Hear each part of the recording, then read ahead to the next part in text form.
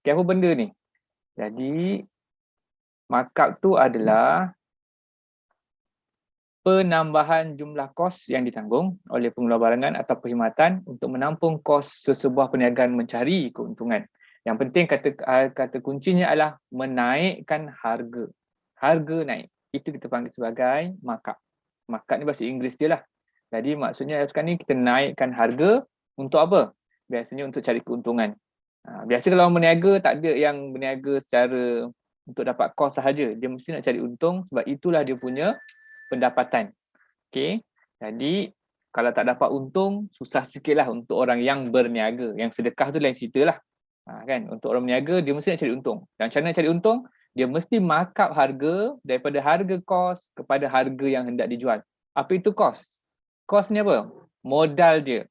Modal dia berapa yang dia keluarkan duit untuk menjadikan sesuatu barang tu sebelum dijual. Contoh kalau dia nak jual nasi lemak, kos-kos untuk menghasilkan nasi lemak, mestilah beli kacang dia, beli sambal, bina sambal dia kan, ada ikan bilis, kena beli ikan bilis, beli nasi, beli apa, kalau ada daun pandan. Bila masak, itu harga yang dibayar kita panggil sebagai kos. Dan bila dia jual, dia tak akan gunakan harga kos tu, dia akan gunakan satu harga yang baru yang boleh mendapatkan keuntungan. Betul? Jadi yang harga keuntungan tu adalah satu kenaikan harga. Okay, kita panggilkan yang dijual tu adalah harga jualan. Tapi kenaikan daripada kos tu kepada harga jualan, itu kita panggil sebagai nilai markup ataupun harga yang dinaikkan. Jadi kalau harga turun pula, markdown lah. Markdown ni apa dia? Harga turun. Pengurangan dalam harga nilai suatu aset. Itu bermaksud harga yang diturunkan. Biasanya bila kita menjual barang, di awal-awal penjualan kita akan gunakan markup. Okay, bila kita ada barang lah, contohnya kita jual satu pen lah, kita jual satu pen. Kos dia harga RM1. Maksudnya bila kita nak jual barang pen ni, kita beli daripada bukan peruncit, kita beli dari pemborong, dia kos dia RM1. Jadi bila kita nak jual, harga jual kita letak, ni contohlah RM1.50. Jadi berapa untung? Berapa keuntungan kita boleh dapat kalau terjual? Kita boleh untung 50% lah kan? Betul. Kita untung 50%. 50% tu untung kita. Jadi berapa harga markup sebenarnya? Yang kita untung tu lah. Yang itu kita panggil sebagai markup ataupun untung tu, iaitu 50% lah nilai kita markup. Okay. Ni niat kita. Bila kita jual pen ni, kita jual dengan harga jual dia RM5.50. Kemudian kita markup 50% untuk kita dapat untung 50%. Itu maksud beza markup. Apa pula markdown? Markdown ni daripada cerita ni lah, bila kita jual pen ni, selepas bulan pertama tak laku, tak ada orang beli.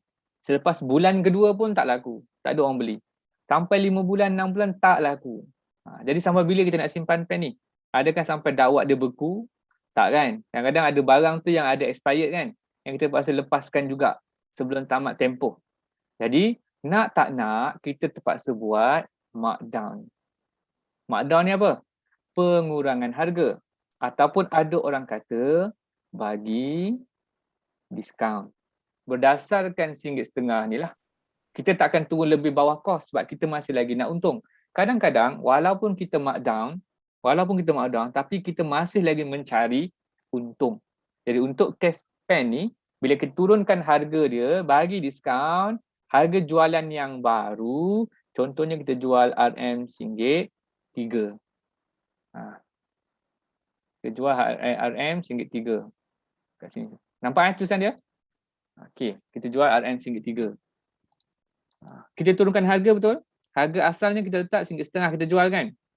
Jadi tiba-tiba tak laku, kita jual RM1.03 kan?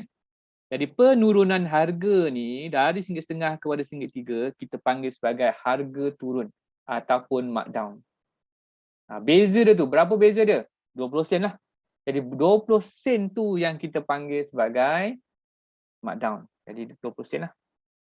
20 sen. Adakah kita rugi? Adakah kita rugi? Tak rugi kan? Kita masih lagi untung. Untung berapa? Untung kita adalah berdasarkan kos lah. Kita bukan berdasarkan harga jual yang first. Yang harga first ni kita andaikan untuk dapat untung 50 sen. Tapi bila tak laku, kita turunkan harga, sedangkan kita masih lagi akan untung 30 sen.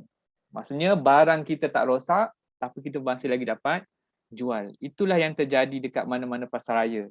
Bila dijual barang kan, kalau jumpa sale apa semua tu, kadang-kadang dia tak rugi pun.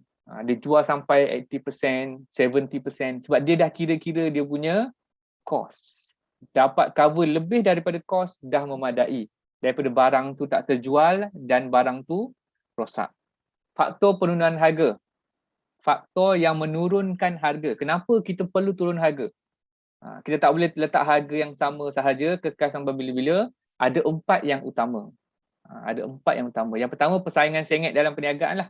Apa nama persaingan? Apa maksud persaingan sengit ni? Apa maksud persaingan sengit?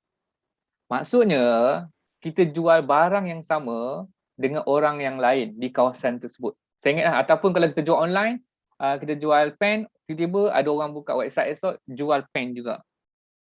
Pen dia lagi cantik, harga lagi murah 10 sen. Bersaing tak? Okay, bersaing lah tu. Maksudnya orang akan nampak pen dia lagi cantik. Lepas tu murah pula 10 sen. Orang tu jual RM1.4. Jadi apa pilihan yang kita ada? Kita takkan tunggu je pen kita tu untuk jual RM1.5 kan? Jadi kita terpaksa turunkan harga kepada RM1.3 untuk bersaing dengan orang yang sebelah tu. Okay, itu maksud dia. Itu maksud persaingan sengit ni.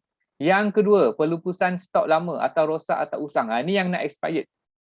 Yang nak expired kan, barang-barang yang boleh expired macam makanan lah, contohnya biskut, roti apa semua.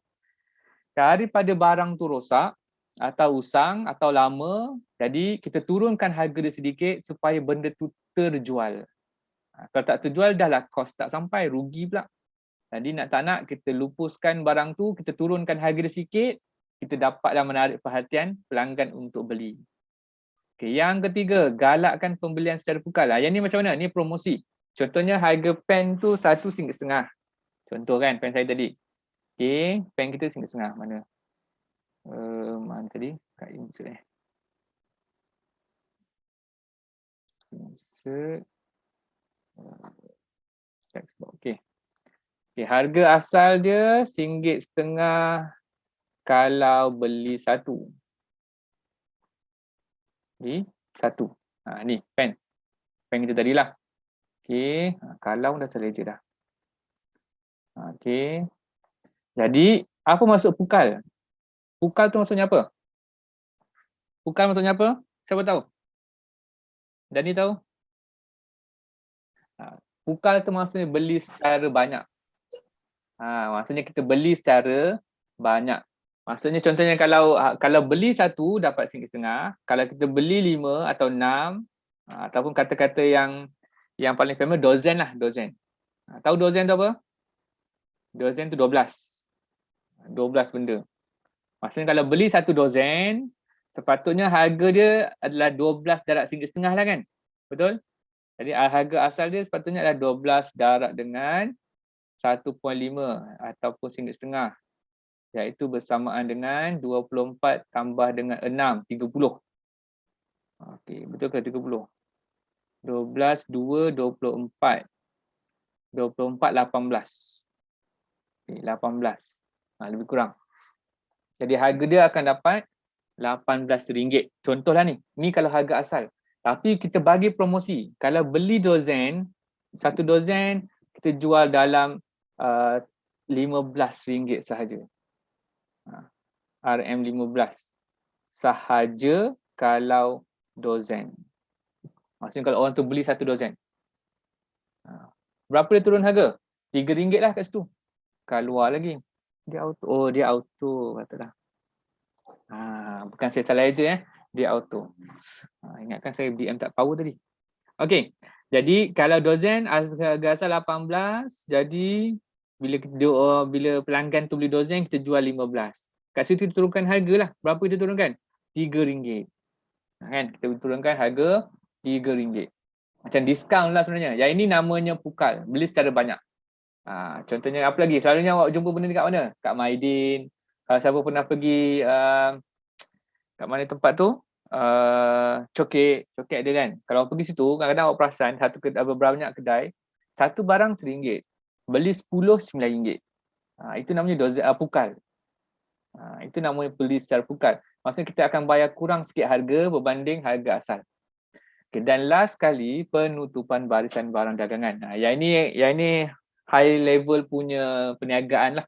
Maksudnya tiba-tiba barang tu dia dah tak nak buka. Contohnya lah macam iPhone. Kan iPhone tak luput. Tak rosak contoh. Okay, pukal pun tak ada. Sengit pun dia tak fikir dah yang barang dia bermutu kan. Kadang-kadang iPhone 11 tahun tiba-tiba dah keluar iPhone 12. Betul kan? Sekarang iPhone 12 ke 13 dah sekarang ni? Saya rasa dah 12 ke 13. 12 kan? Okay, 12. iPhone 12 sekarang ni.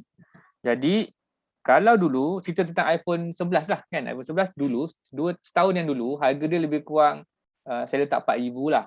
Saya rasa 4,000 kot dulu. Jadi sekarang, bila check balik, iPhone 11, dia dah jadi mungkin 3,500 mungkin. Contoh lah ni, contoh saya sebut. Jadi kat situ, kenapa dia turunkan harga? Sebab dia nak tutup penutupan barang tu. Dia tak nak promosi dekat iPhone 11 dah. Dia nak fokus kepada iPhone 12. Jadi turunkan harga.